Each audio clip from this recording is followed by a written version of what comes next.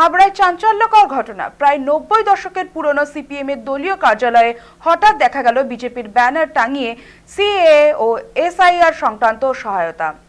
বুধবার বিকেলে বন্ধ তালা খুলে ওই কার্যালয়ে বিজেপি কর্মী সমর্থকদের এই ক্যাম্প চালানোর ঘটনাটি সামনে আসতেই উত্তপ্ত হয়ে ওঠে রাজনীতি। সিপিএম এর দাবি, অফিসের চাবি ছিল খোকন মহান্ত নামে দলেরই এক কর্মীর কাছে। তার বিজেপির সঙ্গে যোগসাযোগী এই কাজ হয়েছে।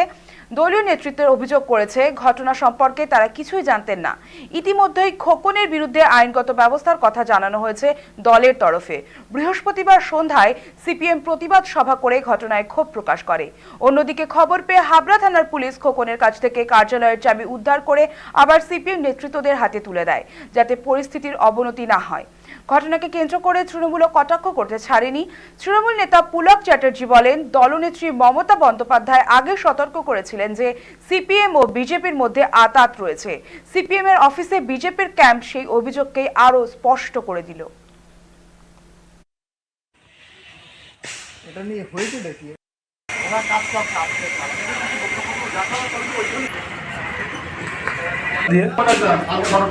আমাদের পার্টি অফিসে, সিপিআই পার্টি অফিসে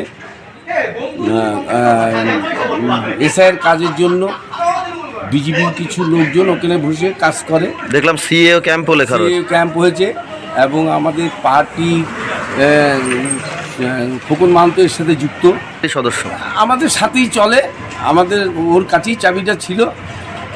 ও এইটা খুব বিজেপি প্রলোভনে পড়ে এই কাজটা করেছে এবং ও বিজেপির সাথে যুক্ত হয়ে গেছে। এরা দল বিরোধী কাজ করেছে এবং বিজেপির সাথে গোপন আতায়াত করেছে এবং তাদের মানে হাইলাইট করার জন্য এবং আগামী দিনে সে বিজেপিতে যাবে তার আগে এই পরিকল্পনা ঘটনাটা ঘটিয়েছে।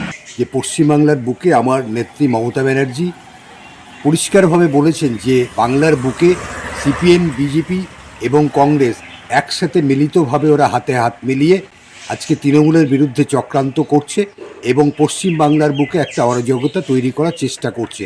সেই কার্যালয়ের ভিতরে বিজেপির ক্যাম্প, সিএ ক্যাম্প এবং ব্যানার দিয়ে, একেবারে নরেন্দ্র মোদীর ব্যানার দিয়ে ক্যাম্প করা হচ্ছে।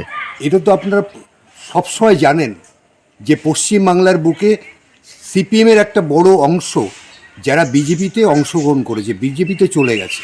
বি টিম বিজেপি কাজ করছে এবং কংগ্রেস কাজ করছে। এরা মিলিতভাবে তৃণমূল কংগ্রেসের যে উন্নয়ন, সেই উন্নয়নকে স্তব্ধ করার জন্যে এরা প্রতিনিয়ত চক্রান্ত করে চলেছে।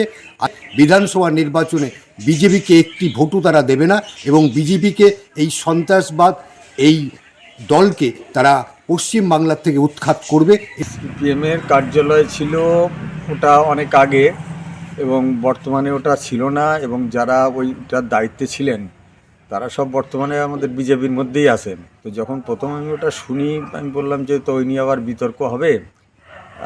অন্য দলে বললো, না আমরাই তো দায়িত্বে ছিলাম, আমরা তো এখন সব এই দলে আছি, ও নিয়ে কোনো সমস্যা হবে না, কারণ ওটা তো পার্টির মানে ভাড়া করা জায়গা ছিল।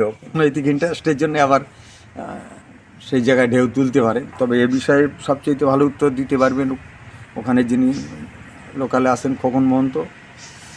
খোকন মহান্ত কি আপনাদের পার্টির সদস্য? হ্যাঁ, এখন পার্টির সদস্য। উনি একসময় সিপিএম করতেন এবং সিপিএমের পঞ্চায়েত সদস্যও ছিলেন। ওখানে জোর করে করারও কোনো প্রশ্নই নেই, কারণ ওখানে যারা ছিল তারা তো মানে যারা একসময় ওখানে দায়িত্ব ছিল সিপিএম, তারা তো সব এখন বিজেপির মধ্যেই আছে। এখন তারপরেও নতুন করে বিতর্ক কী হয়েছে জানতে হলে আমাকে আবার তাহলে খোঁজ খবর নিতে হবে।